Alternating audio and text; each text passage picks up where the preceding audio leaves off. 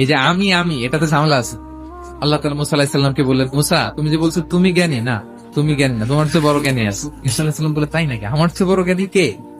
দুই নদীর মিলনস্থলে যাও, ওখানে আমার এক বান্দা আছে তোমার চেয়েও জ্ঞানী। উনি গেলেন, যে দেখে সুরঙ্গ, ঢুকে দেখে চাদর গায়ে দিয়ে এক লোক শুয়ে আছে। সালাম দিলেন, আসসালামু আলাইকুম।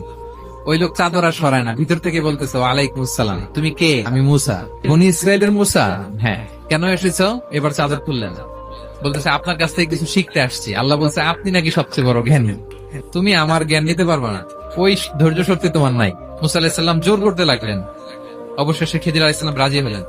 বললেন, শর্ত হচ্ছে আমি যাই করি আর না করি আমাকে কোনো প্রশ্ন করা যাবে না। সফর শুরু হলো। সামনে নদী, এক লোক তাদের নৌকা দিয়ে নদী পার করাই দিল। নদী পারাপারের পর খিজির আলাইহিস সালাম লাঠি দিয়ে নৌকার তলাটা ছিদ্র করে দিলেন।